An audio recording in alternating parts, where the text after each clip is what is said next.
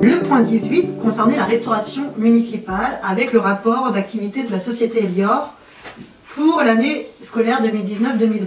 Donc nous avons lu le rapport et nous avons constaté qu'il n'y avait pas l'option végétarienne pour chaque repas. La loi maintenant nous impose d'avoir l'option végétarienne une fois par semaine. On est dans un contexte où c'est le 30 mars, 2 jours avant il y a eu une mobilisation nationale pour une vraie loi climat en France. Et c'est aussi au niveau local qu'on se doit d'agir pour influencer dans le bon sens notre impact environnemental. Et ça commence notamment dans nos assiettes et tout particulièrement dans les assiettes des enfants. Lors de cette mobilisation, une des propositions a été mise en avant de la Convention citoyenne pour le climat. C'est l'accord des 150 personnes tirées au hasard qui ont été de proposer une option végétarienne à tous les repas dans les cantines scolaires. Voilà ce type de propositions qui ont été émises dans le cadre de la Convention citoyenne. Cette proposition, elle a plusieurs avantages. Elle a des avantages dans le cadre de la nutrition santé. Elle a des avantages sur le point de vue de l'écologie et elle a aussi des avantages financiers qui pourraient éventuellement intéresser le maire, puisque bien évidemment le maire insiste bien à chaque conseil municipal qu'il faut rester dans l'équilibre budgétaire. Donc bien évidemment comme si nous serions dépensiers à chaque fois.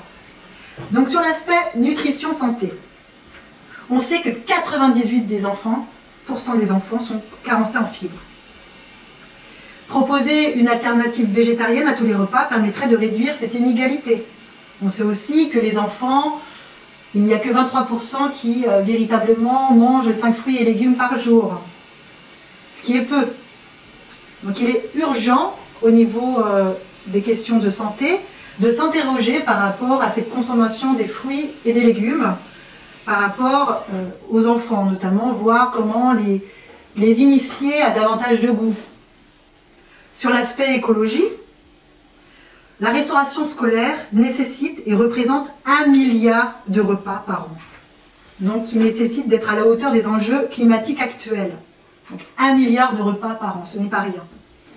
Aujourd'hui, on ne peut plus consommer de la viande et du poisson comme avant.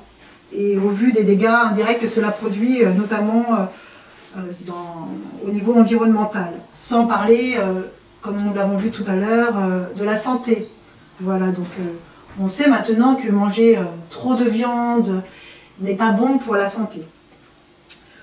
À titre d'exemple, 1 kg de bœuf produit, c'est 12 kg de CO2 émis. Alors que 1 kg de lentilles, c'est simplement 0,7% de CO2 émis. Donc la teneur en protéines des lentilles est supérieure à la viande. Et là, sur le point de vue financier, on a regardé, le collectif Faire Vivre Ensemble, que la ville de Toulouse a mis en place cette alternative journalière, hein, qui dit option végétarienne, attention, à tous les repas, ne veut pas dire qu'on arrête la viande, hein, c'est pas ce qui est proposé ici. Hein. C'est bien évidemment diversifier les repas, permettre à tous, parce que tout le monde peut manger des fruits et des légumes, donc qui permettrait justement à tous, par rapport au manque qu'il y a actuellement, de pouvoir faire en sorte qu'il y ait une diversité de repas. Donc si on en met une option végétarienne par semaine, ça peut se faire aussi au niveau par jour. Hein.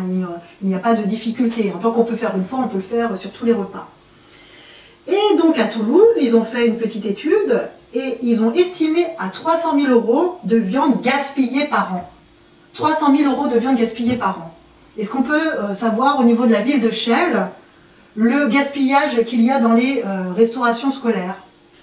Donc on va écouter le maire par rapport aux remarques qu'il fait lorsque nous intervenons sur l'option végétarienne à chaque repas.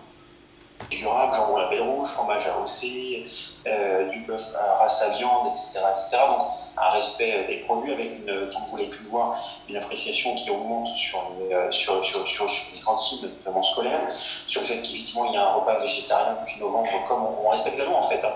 Les repas sont équilibrés, ils sont cadrés, vous savez qu'on ne fait pas ce qu'on veut, c'est pas le Strabas qui décide ce qu'on met dans les cantines.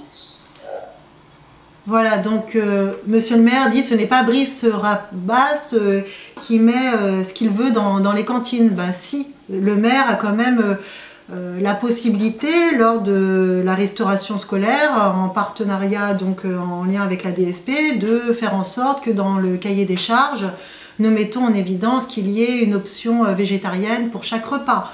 Effectivement, si c'est la mairie, alors c'est qui sinon? Je ne sais pas qui d'autre peut décider de voir l'option végétarienne à chaque repas. Donc il se contente de la loi, il le dit, il le redit.